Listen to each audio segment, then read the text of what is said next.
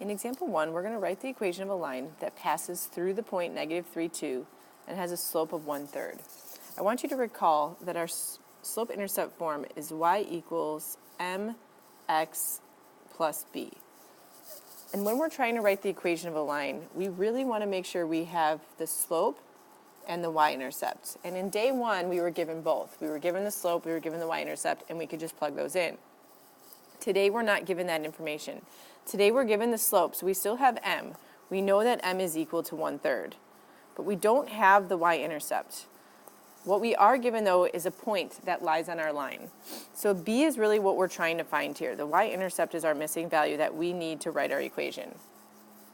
But since we have that point, we can use that point to find b. So our next step here is to find b. Our ordered pair that we have, this point, all ordered pairs are x comma y. So what happens is we have an x, we have a y, and we have an m, meaning we have 1, 2, 3. If we can fill numbers in for these 3 variables, we can solve for b, and that's what we're going to do. So we're going to go ahead and we're going to plug 2 in for the y. So we have 2 equals, we're going to plug 1/3 in for m, so we have 1/3, and we're going to plug the negative 3 in for x plus b.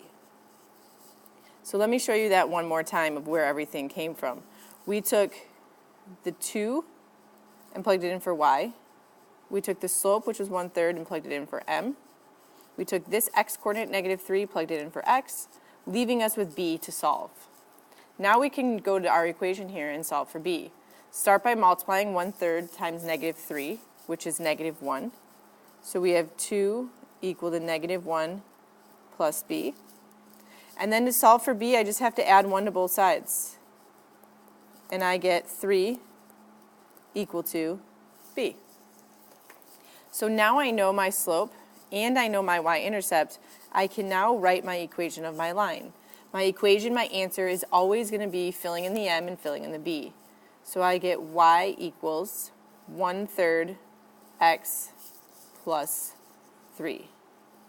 In your final answer, you are never plugging in the x and the y. Remember, this is just one point on your line, and we want to represent an equation where we could find any point on our line. We're just using this point to help us find that y-intercept. So whenever you write your answer, you should always have a y and an x, then your slope should be filled in with a number, and your y-intercept should be filled in with a number. I want you to go ahead and try this. You can pause it and then unpause it when you're ready to check your answer. If you did try this correctly, you should get y equals negative 2x plus 11. If you have questions on how to get that, please let me know.